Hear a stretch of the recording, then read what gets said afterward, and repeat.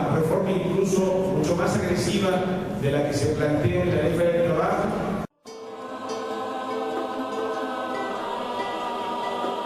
Y habrá que señalar aquí de que esta afectación no solamente impacta para los trabajadores de la educación, sino incluso para aquellos administrativos que están apoyando en las escuelas.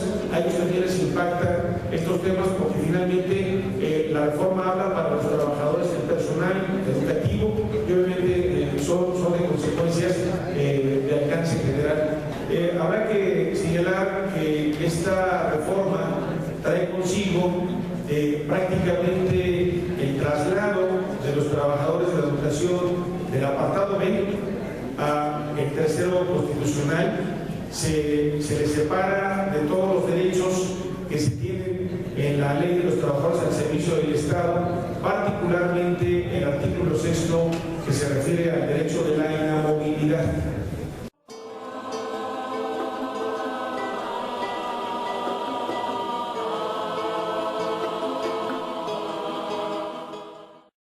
Esta circunstancia de pasar los derechos de los trabajadores de la educación al artículo 3 de la Constitución plantea hechos bastante graves, porque el gobierno, en su carácter de patrón, estará determinando ya sin la intervención del sindicato, ya sin la voluntad de los trabajadores de manera unilateral, fijar los mecanismos de ingreso, promoción, separación.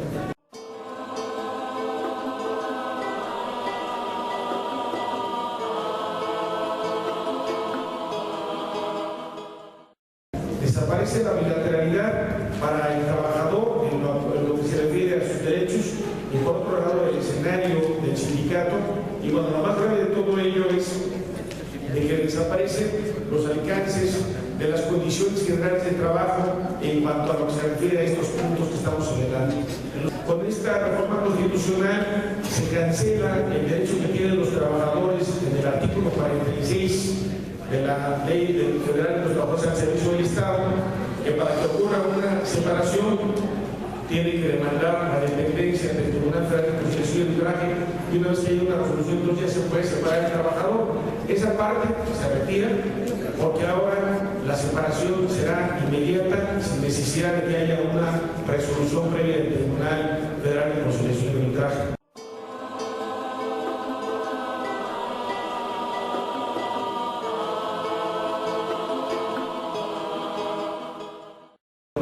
Habrá que señalar que una vez aprobada la reforma constitucional, cuando los trabajadores vean afectados aspectos relativos al ingreso, la permanencia, la separación, ya no podrán acudir a las autoridades laborales porque sus derechos ya no serán laborales, sino serán de carácter administrativo.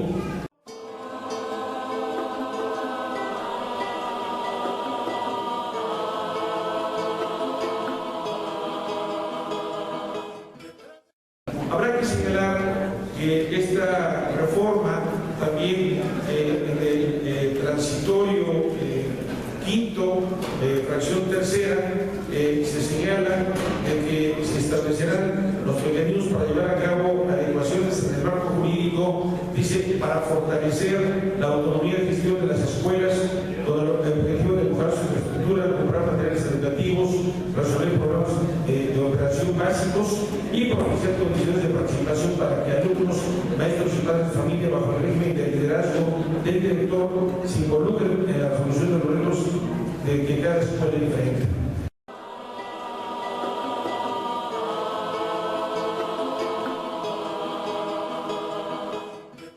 Emilio Chuaifet, el secretario de Educación Pública, se encuentra en la línea telefónica y le agradezco que esté aquí para conversar. Buenos días y bienvenido, Emilio. Algo que no he dicho en otras entrevistas, y te lo digo a ti.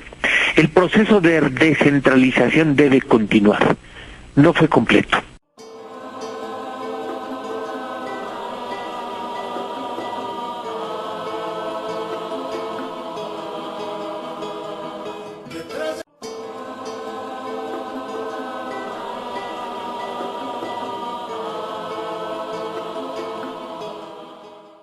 El 6 de junio del año 2011 hubo reformas al artículo 103 105, 106 y 107 de la Constitución, se elevó a rango constitucional los derechos humanos y se planteó de que la Constitución y los tratados internacionales tendrían el mismo rango y que el objetivo de estas reformas sería buscar fundamentalmente la protección de la persona, que toda autoridad deberá proteger, garantizar los derechos humanos, pero además plantea que dentro de los principios de los derechos humanos será el principio de universalidad, pero sobre todo el de progresividad, que plantea de que todos los derechos deben de ser de manera progresiva y no de manera regresiva como lo que se está planteando en la Constitución.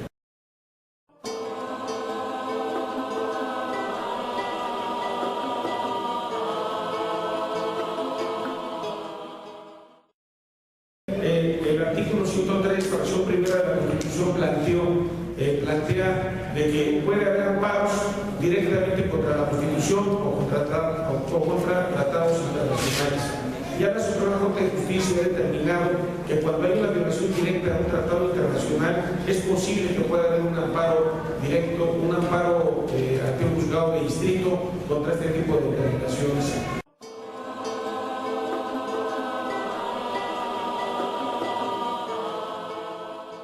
¿Es posible presentar un amparo contra una reforma a la Constitución? Obviamente lo que habrá que señalar que la instancia máxima del país es la Constitución. Entonces, obviamente, los juzgados de distrito pueden conocer de violaciones cuando haya una violación en contra de la Constitución, pero ahora lo que han hecho es insertarla en la Constitución. Ya la Suprema Corte de Justicia ha determinado que cuando hay una violación directa de un tratado internacional, es posible que pueda haber un amparo directo, un amparo ante un juzgado de distrito contra este tipo de determinaciones. Lo que habrá que preguntarnos es de que si estas reformas constitucionales, en donde pasan del apartado B de los trabajos del magisterio al artículo 3 de la Constitución y donde anula sus derechos de estabilidad del empleo, bilateralidad, organización sindical y condiciones generales de trabajo, son o no violaciones a los derechos humanos.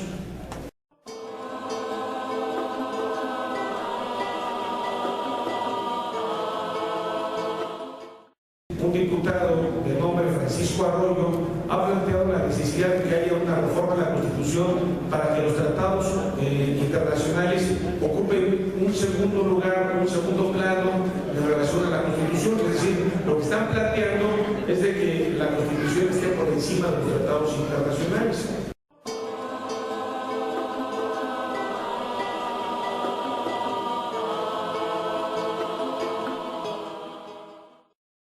Esta reforma está en una comisión de puntos constitucionales en donde esperemos que no prospere.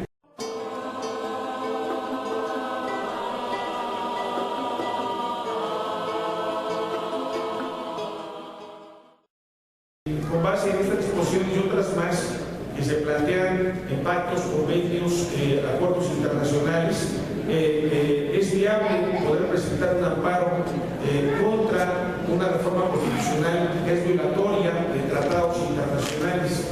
Obviamente, de plantearse un amparo de esta naturaleza sería el primero en la historia que se pudiera presentar de esta manera.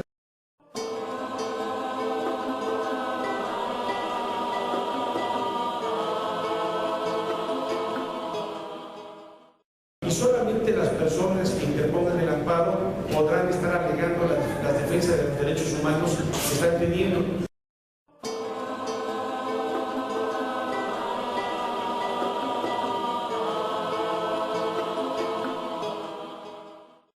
Los únicos que puedan presentar o que presenten amparos serían los que estarían alegando la defensa de sus derechos adquiridos.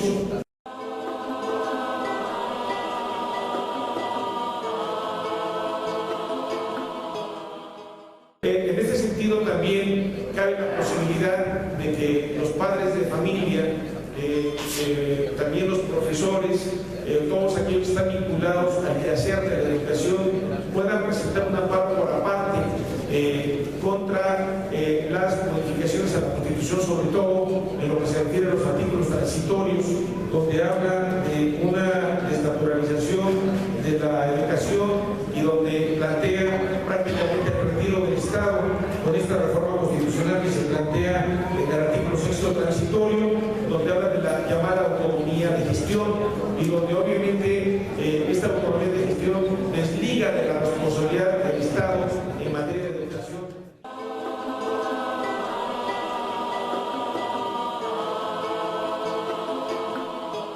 Los amparos que se pueden presentar son 3.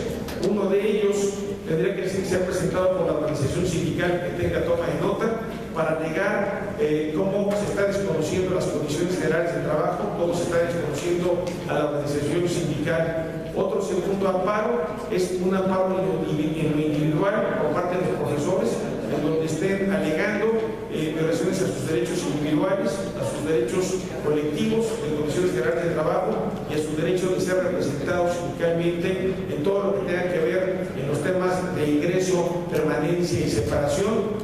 Y luego un tercer amparo que puede ser presentado por padres de familia, por profesores, por todos aquellos personas en el país que estemos preocupados por el tema de la educación y que sería un tercer amparo que se puede llevar a cabo. Para la presentación del primer amparo, el sindicato solamente lo puede presentar el sindicato con la toma de nota. El segundo amparo lo pueden presentar los profesores, profesoras, sin necesidad de la organización sindical, pero requieren acompañar un último recibo de pago para acreditar su calidad de trabajadores de la educación y una copia simple de su credencial de lector. El tercer amparo puede ser presentado por cualquier persona, no se requiere ser trabajador de la educación, con el solo hecho que se demuestre de ser persona, y ahora lo plantea la Constitución mexicana, ya no como ciudadano, sino como persona, se puede plantear simple de su credencial de lector, que tendría que ser presentada junto con los amparos.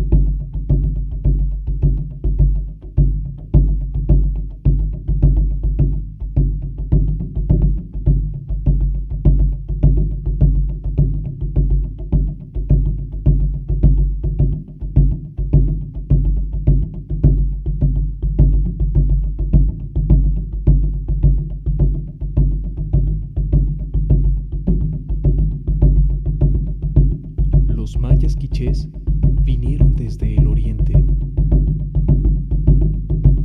Cuando recién llegaron a las nuevas tierras con sus dioses cargados a la espalda, tuvieron miedo de que no hubiera amanecer. Ellos habían dejado la alegría ya en Tulán y habían quedado sin aliento al cabo de la larga y